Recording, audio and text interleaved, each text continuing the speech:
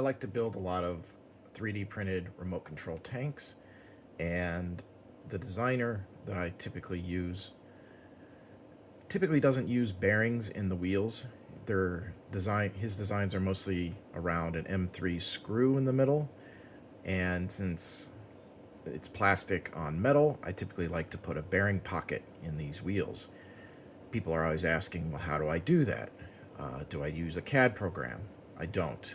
This is a Bambu slicer. It's a port of Orica slicer, and this is just a standard STL file that I drug onto the build plate. So, in order to create a pocket for the bearing to sit in, like I said, you don't need CAD. You can do it right here in the browser or right here in the slicer. You can right click on it, and what I do is I'll center it on the build plate, which gives me a way to align the new pocket that I'm going to build. And you can right click on the particular part and you add a negative part. And in this case, it's going to be a disc. And I can then size that disc for my bearing, which I know for my bearings, they're 6mm outside diameter bearings, so a 6.2 millimeters accounts for the differences in the slicer, the tolerances in the slicer and the printer. I just know that by experience. And 2.6 millimeters high, and that sizes my negative space.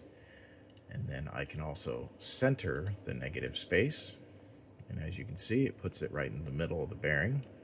I'll go ahead and do a move, and I'm going to move it in place because I'm going to put two bearings in this wheel, one on each side. And go ahead and make it a little bigger so you can see what's going on.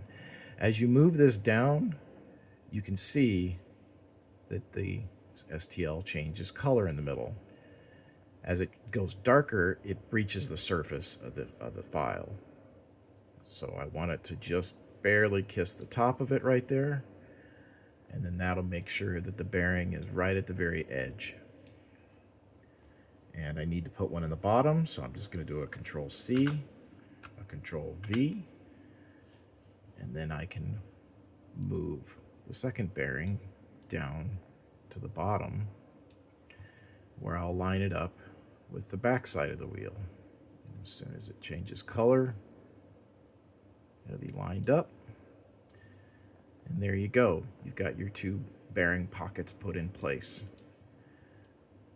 So let's say you're in this situation where all of a sudden you move this down here and all of a sudden you lose track of it. You don't know where it is. You can't click on that anymore. You can go over to the objects section over here and you can click on your disk and then you can find it again. There it is. And you can go ahead and move it back into place.